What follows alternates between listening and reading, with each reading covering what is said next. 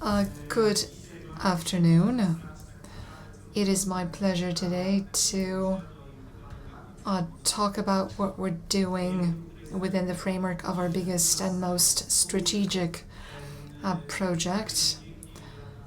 So thank you, Joanna, for the introduction. Everybody is talking about the FSRU, starting with the chairman. Agnieszka also mentioned it. What are we actually doing and why? I think it's important to highlight this. That's why the first slide that I am showing you is about the significance of this program, because it is a program consisting of several projects. So why are we doing this? The FSRU program is the third pillar of the North Gate.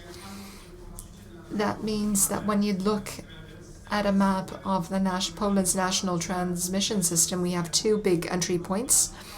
The first one being Baltic Pipe, and the terminal being expanded, the LNG terminal. New power is coming from the northwesterly direction, of course, with aside from the interconnectors. So the FSRU program will provide a technical infrastructure to open up a new corridor, also from the north, which the assumption being at the present stage that which will deliver 6.1 billion cubic meters of natural gas per year. Those are the nominal parameters of our infrastructure which we are building. Moving on, the investment has been included, is part of the EU energy agenda. Moreover, with regard to preliminary work for the investment, they received subsidy from the EU, and the project has PCI status. It's a PCI project. Moving down to the regional and national level, this program is perfectly aligned with the goals of Poland's energy policy. First of all, the main purpose of the investment is to open up a new source of gas supply to Poland.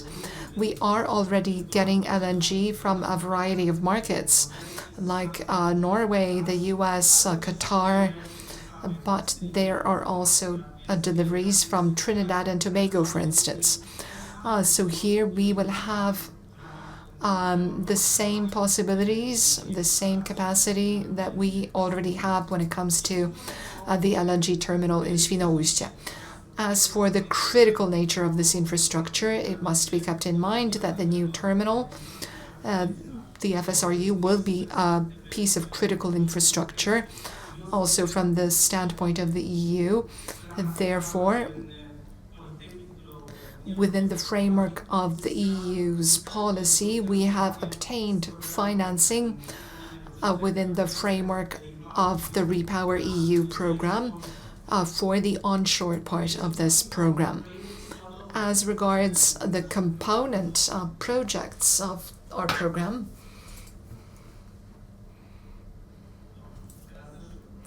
now it's too fast. So the projects that make up the FSRU, well, the program consists of three projects.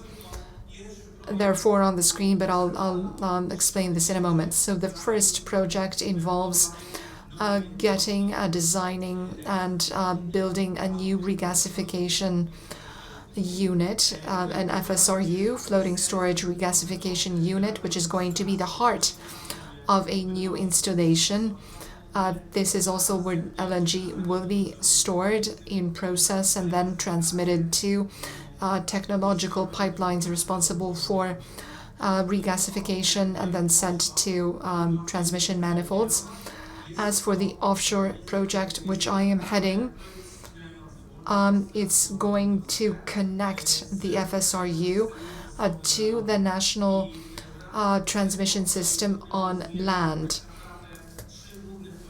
And here we have three major construction projects. The first one involves building a micro tunnel under the sea, but also a port part to moor the installation, and then we will introduce the gas into the submarine part of the pipeline. The submarine pipeline will be about 3.5 kilometers long. It's going to be run through a micro tunnel to limit its impact on the environment, because it's also quite a tourist area, and there are also Nature 2000 zones. So in order to limit environmental impact, we are assuming we are going to run about 1.1 kilometer of the submarine pipeline underground, with a diameter of about 2.5 meters, this micro tunnel. So we're also going to put 450 poles into the ground, stakes. In phase one, we're also going to deepen the bay, and there might be some 3 million cubic meters of sand or earth extracted. Then moving further south, we have a storage facility onshore, divided into 3 sections. The first from Gdańsk to Kolnik through Gardeje, the second section all the way to Oolohshore. So the point is to deliver this stream of gas to central Poland and onwards to our clients, including some of you in this room. And the final project, the fourth component, last but not least, it's very important for the functioning of the new infrastructure. It is the construction of new breakwaters.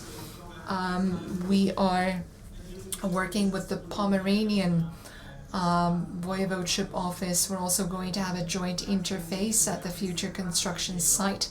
So this work is ongoing. Currently, the Maritime Office is in the process of setting up the construction site. They are removing different substances, ferromagnetic substances, but they're also conducting project work so that we can pursue our tasks in a parallel manner.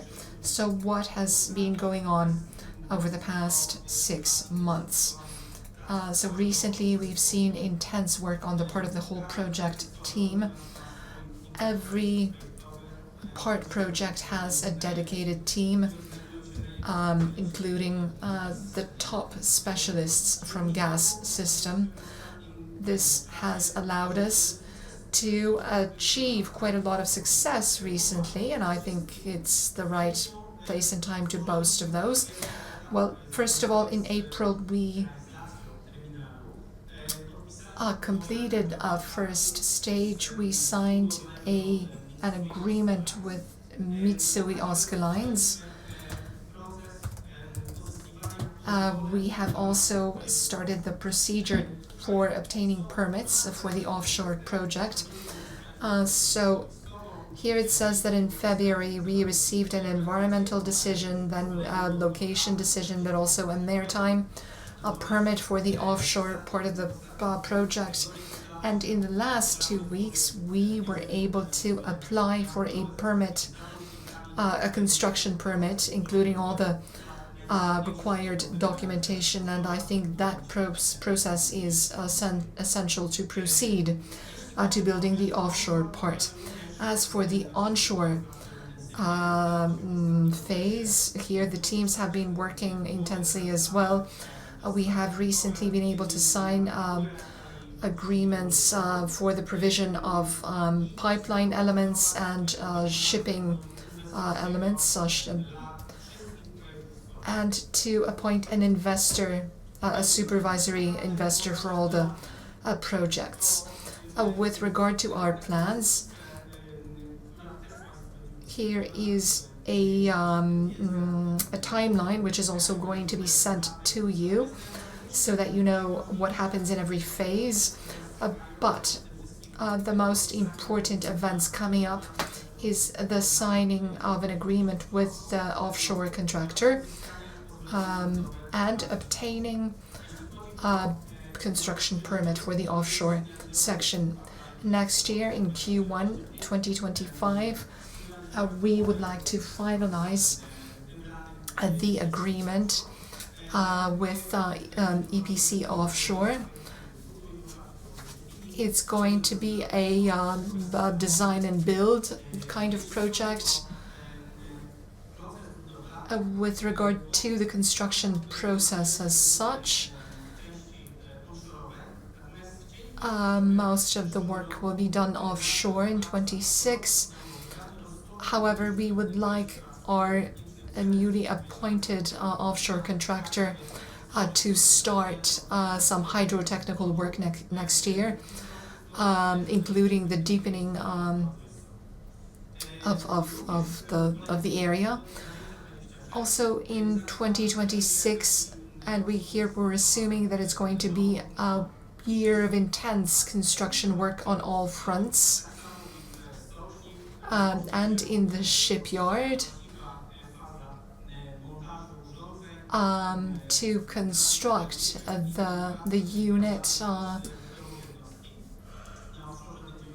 in the offshore, we're already going to have work underway, hydrotechnical, and some work to install the underground maritime pipeline. And that brings us to the end of 27, when we will be running some tests involving the unit itself, and by then all the component projects have to be ready. The unit will be delivered and we will have to set it up and get it going. At the beginning of the year, we will also be delivering regasification power. We'll be activating that, and the FSRU will start its work proper. So here I have a detailed description of the status of our work. I'm not going to discuss it at length, but just to give you an overall idea of how advanced we are. The projects themselves are quite complex. Our teams are working on several tasks at the same time. So first of all, what we've done within the business and unit project, we've signed a TCP agreement. We've also started the stage involving the shipyard. So Hyundai Heavy Industries, the shipyard, they've started working on the project documentation with us. They're doing design work, and through Mitsui, they are sending us designs to agree. Our engineering teams are already working. In fact, here we have a picture. They're not just working in the office, they're working in the field. Along with Mitsui, we are one team facing the shipyard. We're agreeing our comments and looking after making sure that the critical parameters of the FSRU are ensured in order to make it fail-proof and reliable and secure. To support this process in the coming future, we're going to hire a technical advisor who will be who will take part in technical inspections in the shipyard and on site to ensure a high quality of the work that we are doing. The works have already been planned. As you know, the plan approval phase already started, and the selection of the big technical advisor, that's what is also in store for us. In terms of offshore, we have several work streams.